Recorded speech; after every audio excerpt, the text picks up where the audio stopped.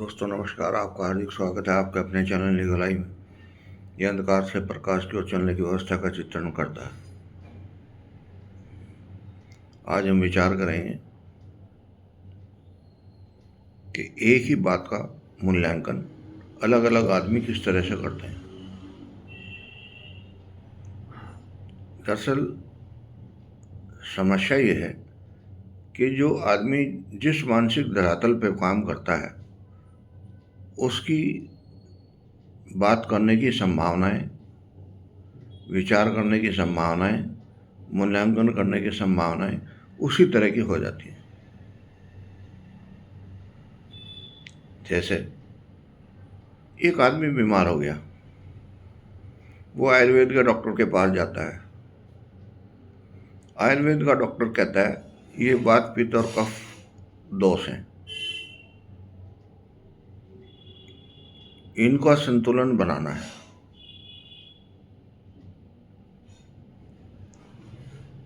वो दवाई देता है। कई दफ़े वो दवाई इतनी जल्दी काम नहीं करती जितना मूल्यांकन हम करे बैठे हैं कि भाई ये साथ के साथ हो जाए। तब हम एलोपैथी के डॉक्टर के पास जाते हैं, उसका अपना मूल्यांकन है। वो इन्फेक्शन बताता है बॉडी में, उसके लिए वो अपने जो भी एंटीबायोटिक या दूसरी तरीके की औषधियाँ हैं उनको देता है। तीसरा जो होम्योपैथी के पास जाता है, वो कहता है इसका मोलिकुलर स्ट्रक्चर डिस्टर्ब हो गया है, वो अपने तरीके से दवाई देता है। लेकिन बीमारी तो एक ही है ना। जब तक वो ठीक नहीं होगा उसके लिए इनका कोई अस्तित्व नहीं कि कौन सी पैथी अच्छी है, कौन सी पैथी खराब है। जिस पैथी से उसको फ़ायदा हो जाए वो पैथी अच्छी है, जिससे फ़ायदा ना हो वो पैथी बेकार है। लेकिन ये तीनों औषधि डॉक्टर अगर एक साथ बैठे हों तो भी ये मानने को तैयार नहीं है कि कौन सी पैथी ठीक है। जो जिस पैथी का डॉक्टर है वो उसी पैथी को ठीक बताएगा, हालांकि संभावनाएं दूसरी पैथी से ठीक होने की भी हैं। लेकिन क्योंकि जो उसकी जानकारी में है और जो उसको सही सलाह देनी चाहिए उसको भी वो कंसील कर लेता है। वो ये चाहता है कि जो वो कह रहा है वो सही है, वो चाहे गलत हो या ना हो, इससे कोई लेना देना नहीं। वो अपने को सर्वोपरि बताता है, दूसरे को बेवकूफ़ बताता है।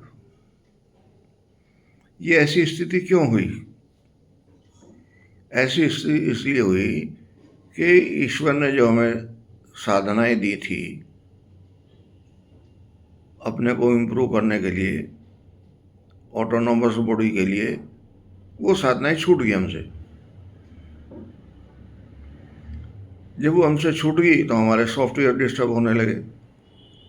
हम चलाना किधर को चाहते हैं, गाड़ी को जाती किसी दूसरी तरह से। हमें सबसे पहले ये देखना है कि हमें क्या चाहिए, क्यों चाहिए। जब हमें ईश्वर ने संपूर्ण पैदा किया है तो फिर हमें ईश्वर की ही आवश्यकता क्या रहेगी। लेकिन प्रोग्राम सही रहे, खराब ना हो, इसलिए ईश्वर की आवश्यकता है। अदरवाइज उसने तो बना दिया और आपको संयुक्त रूप से सामाजिक व्यवस्था के तहत आपको इस संसार में भेज दिया। आपको हेल्प करने वाले भी मिलेंगे, पैर खींचने वाले भी मिलेंगे, और आप अगर ईश्वर के शरण में रहना चाहते हैं दोबारा तो आपको शांति भी मिलेगी, एक्स्ट्रा शांति मिलेगी। अदरवाइज उसने तो आपको बना दिया है। उस शरीर को आप कैसे प्रयोग कर रहे हैं ये आपके ऊपर डिपेंड करता है। आप आनंद में हो रहे हैं या नहीं, ये भी आप पे डिपेंड करता है। एक आदमी भोजन का एक टुकड़ा मुंह में रखता है तो उसका स्वाद कुछ और होता है, लेकिन धीरे धीरे धीरे धीरे अगर वो उसको कई बार एक्स्ट्रा चबाता है तो उसका रसा स्वादन ही बदल जाता है। ऐसे ही आदमी की प्रकृति है। अगर वो ईश्वर को धीरे धीरे धीरे धीरे याद करता रहे तो उसका रसा स्वादन बदल जाएगा। एक और उच्च कोटि की साधना बन जाए उसके लिए, समर्पित जीवन हो जाएगा उसका।